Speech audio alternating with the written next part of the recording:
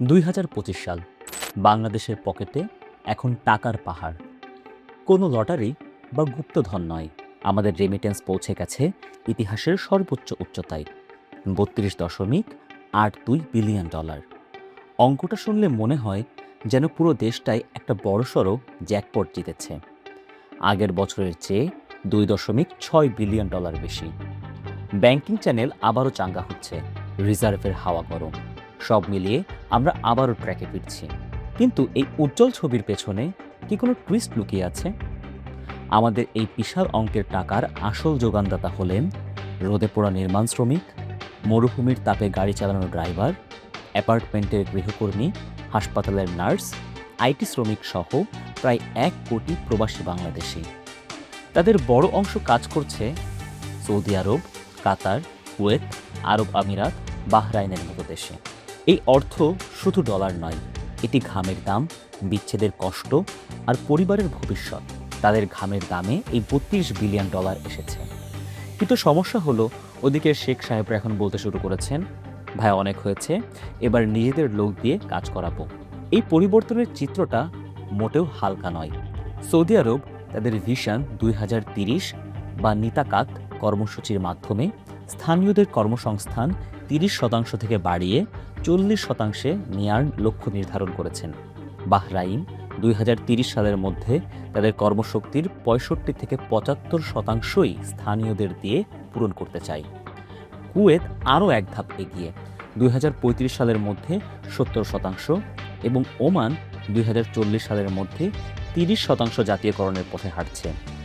ওদিকে আবার আমেরিকাও বলছে তারা দেয়াল তুলবে, ভিসা কমাবে। বিভিন্ন গবেষণায় দেখা গেছে 1990 থেকে 2010 সাল পর্যন্ত আমেরিকার মোট উৎপাদনশীলতা বা প্রোডাক্টিভিটি বৃদ্ধির 30 থেকে 50%ই এসেছে H-1B ভিসাধারীদের হাত ধরে।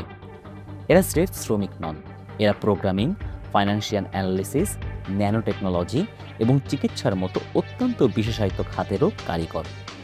এমনকি দেখা গেছে যেসব প্রতিষ্ঠান এই দক্ষ বিদেশি কর্মীদের নিয়োগ দেয়, তাদের উৎপাদন অন্য প্রতিষ্ঠানের চেয়ে প্রায় 27% বেশি। আমেরিকার মতো দেশগুলো যে আজ প্রযুক্তিতে শীর্ষে, তার পেছনে এই অভিবাসীদের বিশাল অবদান রয়েছে।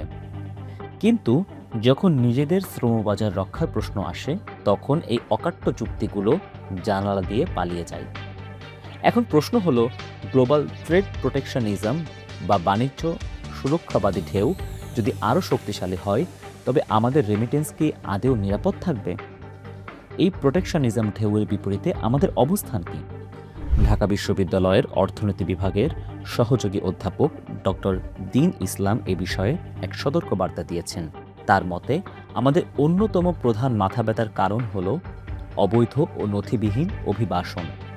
কেউ অবৈধভাবে সীমান্ত পার হচ্ছে, আবার কেউ বৈধভাবে গিয়েও অনুমতি ছাড়া কাজে জড়িয়ে পড়ছে।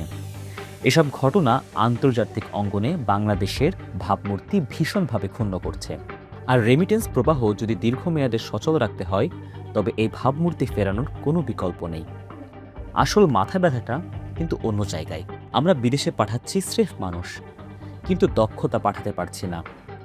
আমরা এখনও মূলত মাটি কাটা বা ঘর মোছার মতো অর্ধদক্ষ শ্রমের উপর নির্ভরশীল। যদি বিদেশের মাটিতে নিয়ম কড়াকড়ি হয়, তবে সবার আগে ধাক্কা খাবে আমাদের এই অদক্ষ আর স্বল্পদক্ষ কর্মীরাই। বিশেষ করে আমাদের নারীরা যারা গৃহকর্মী হিসেবে কাজ করছেন, তাদের অবস্থা হবে সব থেকে নাজুক। কারণ আইনি বা সামাজিক সুরক্ষা কোনোটি তাদের পক্ষে নেই। বিশ্ব এখন সস্তা শ্রম নয়, দক্ষ শ্রম চাই। ভাষা জ্ঞান, প্রযুক্তিগত দক্ষতা কিংবা বিশেষায়িত প্রশিক্ষণ ছাড়া ভবিষ্যতের শ্রমবাজারে টিকে থাকা কঠিন। ফিলিপাইনকে দেখুন, তারা স্রেফ শ্রমিক পাঠায় না, পাঠায় একজন দক্ষ ব্র্যান্ড। আমাদের দেশের ভাবমূর্তি ফেরাতে হবে। ডক্টর দীন ইসলামের পর্যবেক্ষণ অনুযায়ী অবৈধ পথ বন্ধ করতে হবে এবং দেশের ভেতরেই কর্মসংস্থান আর কলকারখানা গড়ে তুলতে হবে, যাতে বিদেশের মাটি কামড়ে পড়ে থাকতে না হয়। যদি দেশের সুযোগ না থাকে, মানুষ অবশ্যই ঝুঁকি নেবে, দালালের ফাঁদে পড়বে।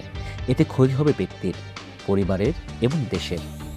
রেমিটেন্স আজ আমাদের শক্তি ঠিকই, কিন্তু একই সঙ্গে এটি এক সতর্ক সংকেত। আজকের 32 বিলিয়ন ডলার আমাদের অনেক বড় গর্ব, কিন্তু আগামী দশকের নিরাপত্তা নির্ভর করবে আমাদের নিজেদের প্রস্তুতির ওপর। বিশ্ব যখন শ্রমবাজারে দেয়াল তুলছে, তখন টিকে থাকবে তারাই যারা নিজেদের মানুষকে স্রেফ বিদেশে পাঠায় না, বরং যোগ্য করে পাঠায়।